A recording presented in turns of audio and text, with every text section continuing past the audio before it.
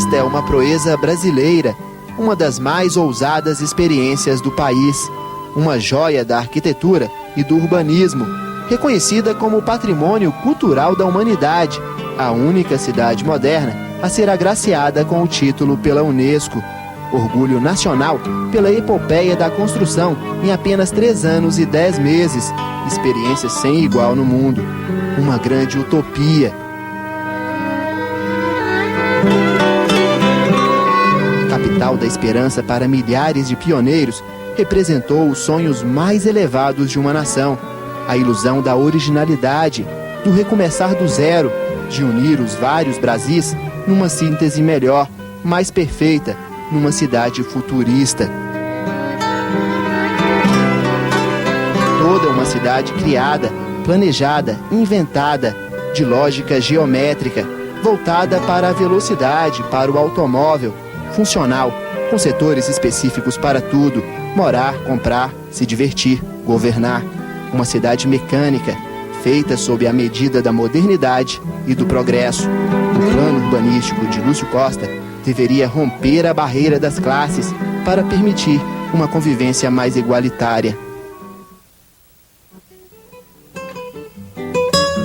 A construção da nova capital simbolizava a necessidade de afirmação de um país que crescia, de um país admirável na economia, na cultura, no futebol, que tinha ambições de potência. Uma cruz riscada no cerrado, quase no deserto, o plano piloto, como que para marcar o ato de tomar posse do território. A partir desse ponto, o interior seria conquistado. A partir de Brasília, o Brasil assumiria sua grandeza.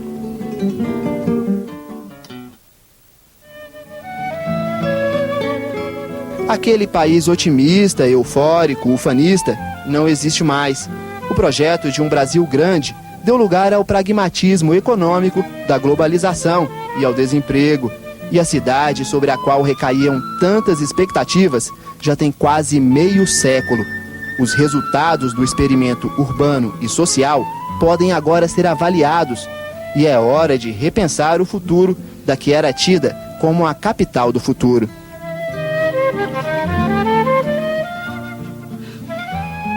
Sobram motivos de preocupação. Sempre em crescimento acelerado, a cidade meramente administrativa cede cada vez mais espaço à metrópole diversificada. Surgem sérias ameaças à qualidade de vida, ainda privilegiada em comparação com a média nacional.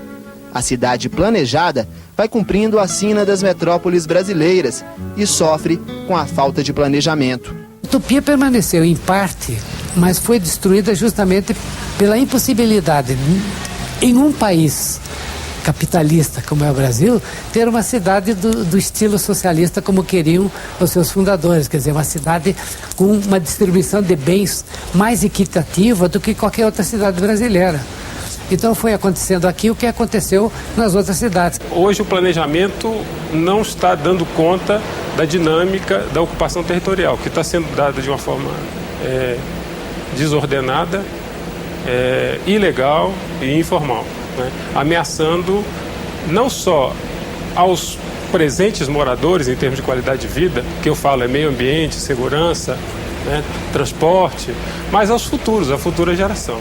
O geógrafo francês Alain Roelin participou em 1947 da missão Poli Coelho, que listou 14 áreas do Planalto Central, do sul de Minas até o Tocantins, onde poderia ser construída a nova capital. O marco da futura capital, erigido em 7 de setembro de 1922 no governo do presidente Epitácio Pessoa, no lugar designado pela Comissão Cruz, é visitado pelo general Poli Coelho e sua comitiva, acompanhado por grande massa de povo de Planaltina, inclusive um fotógrafo de luxo. Foi o pai de Roelin, Franci, quem sugeriu a localização do atual Distrito Federal. De volta a Brasília em 2004, Alain Roelin se surpreendeu com a cidade.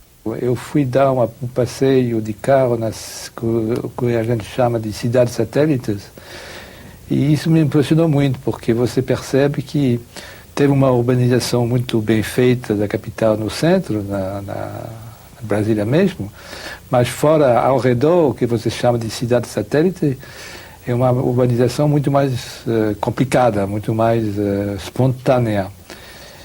E, bom, eu acho que é um pouco uma pena de tiver uma cidade, finalmente, que não é tão diferente das outras cidades do Brasil. O Centro de Cartografia Aplicada da Universidade de Brasília faz o monitoramento da expansão urbana no Distrito Federal. As manchas brancas nos mapas são as áreas tomadas do Cerrado para a construção de prédios e ruas. Em poucas décadas, pequenos pontos dispersos viraram uma enorme mancha urbana, não sem consequências ambientais. O Distrito Federal já perdeu 60% de sua vegetação nativa, apesar de quase metade do território, 42%, estar em áreas de proteção ambiental.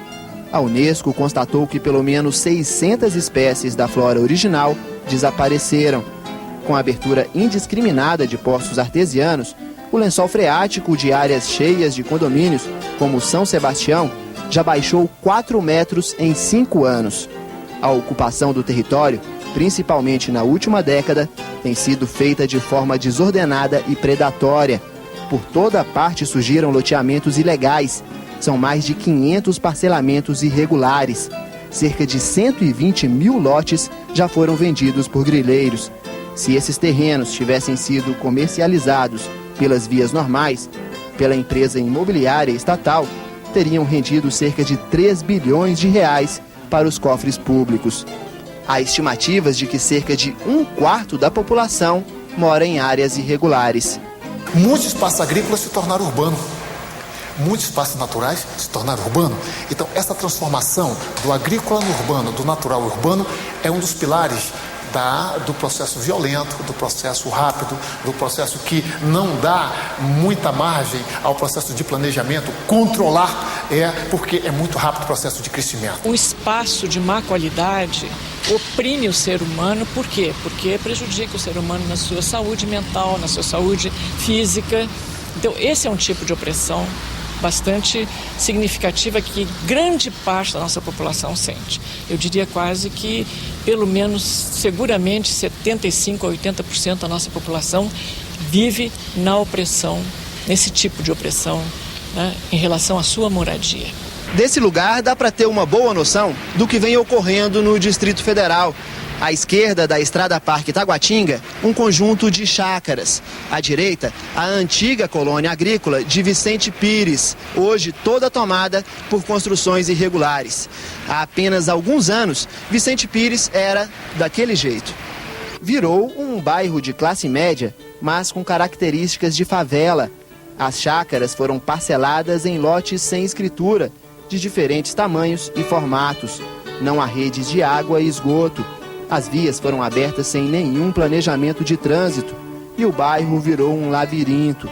Efeitos da urbanização não planejada. Ruas estreitas, sem árvores, quase sem passagem para pedestres. As ruas não obedecem às curvas de nível. Não existem bueiros para as águas pluviais. E o asfalto, pago por rateio dos moradores, vira vítima fácil da erosão.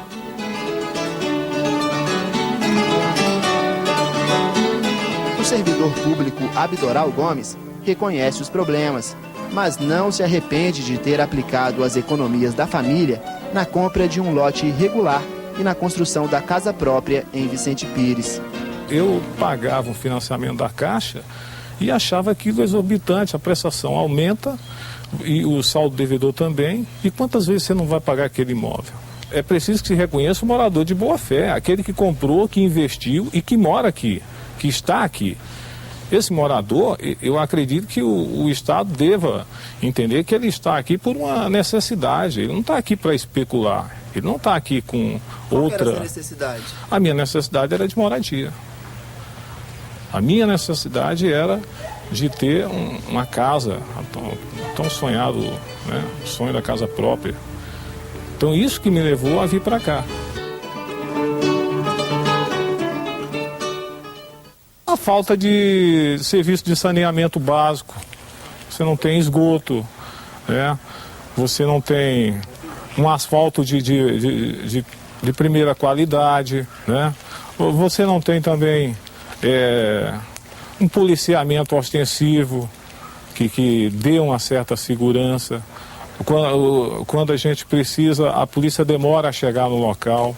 A coisa está se fazendo por um processo explosivo em que em todas as direções estão surgindo áreas habitacionais. Então, isso é a desorganização do território de Brasília. São loteamentos, né, em todas as direções, sem uma previsão do sistema de transporte, sem visão do problema do abastecimento de água, né, que vai se tornar um problema seríssimo nos anos próximos. Não há nenhuma racionalização visando o lançamento de redes de água, esgoto, telefone, eletricidade, etc. O mais inquietante é a ocupação de espaços impróprios. Quando ela ocupa espaços impróprios, do ponto de vista físico, é o solo que não é apropriado para a edificação, porque o solo, as casas vão rachar, é porque a fundação vai ter que ser profundamente cara, áreas onde a declividade não é recomendada por lei.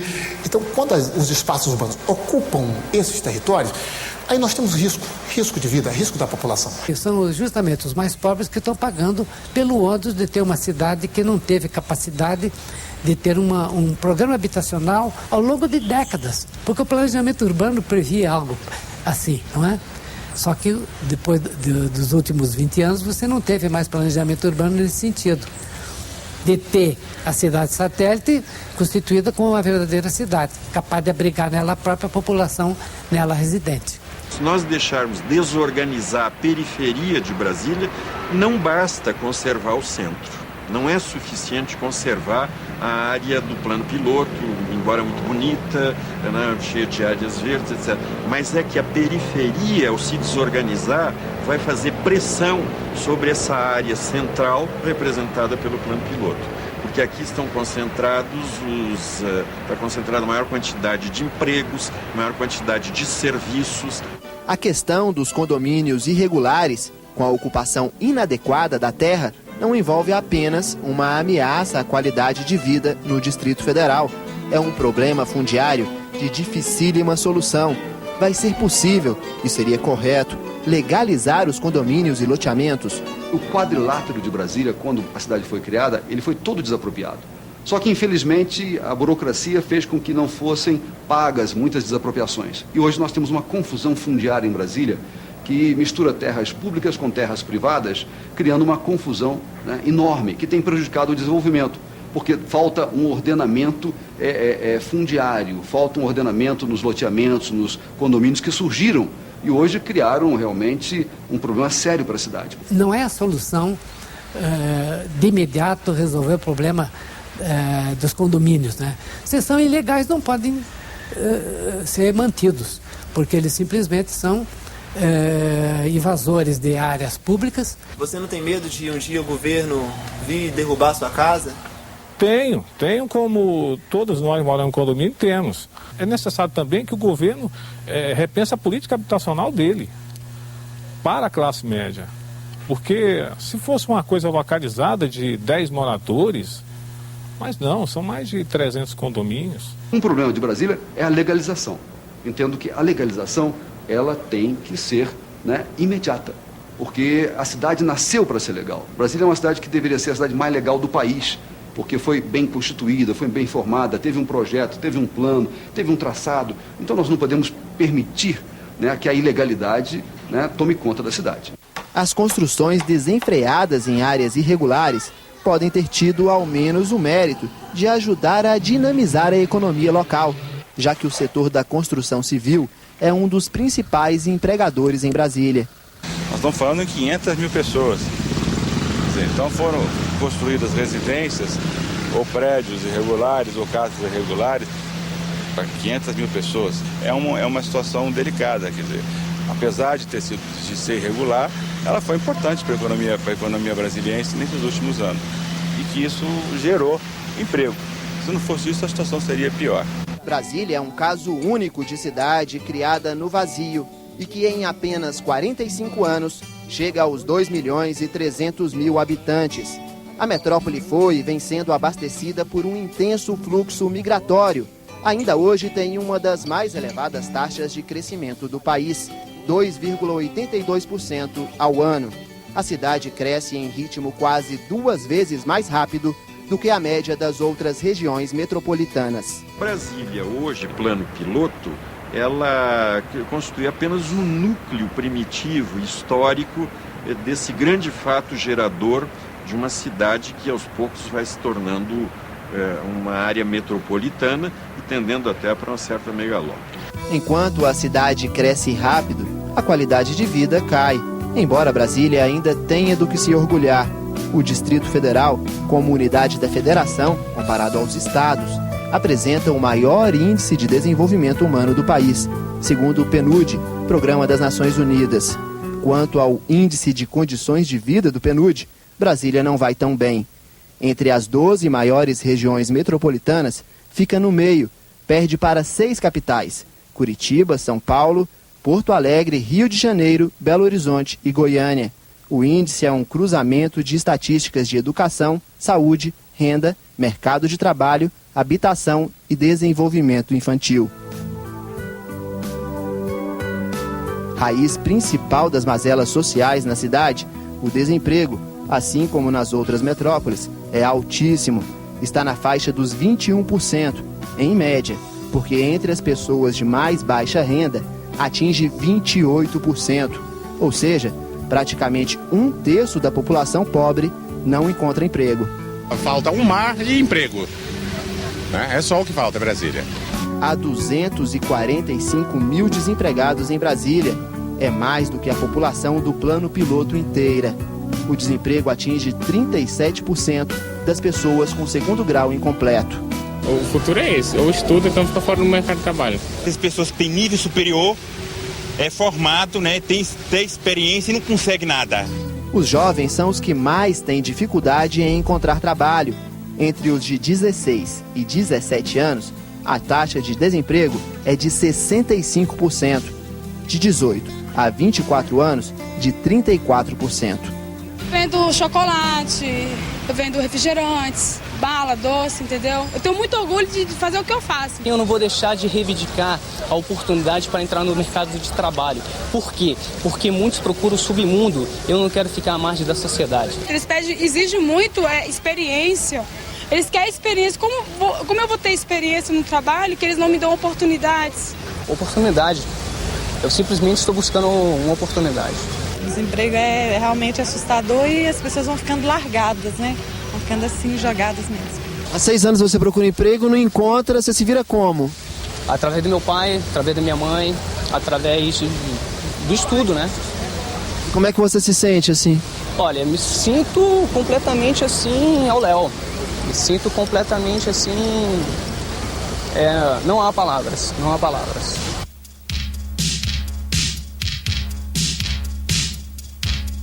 Indicativo evidente da queda na qualidade de vida em Brasília nos últimos anos é a criminalidade. Como os outros grandes centros urbanos, a cidade não foi poupada pela explosão de violência.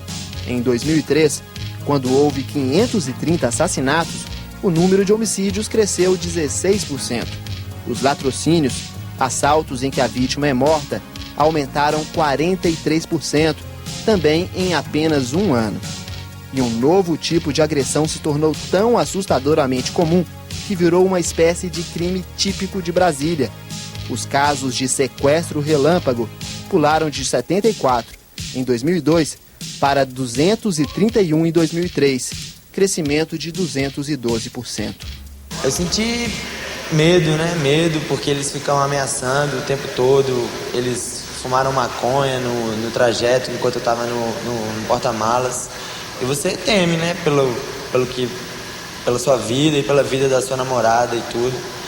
Também um pouco de revolta, né, de saber que a gente está sendo vítima de um crime bárbaro desse que pode deixar trauma para toda a vida da pessoa.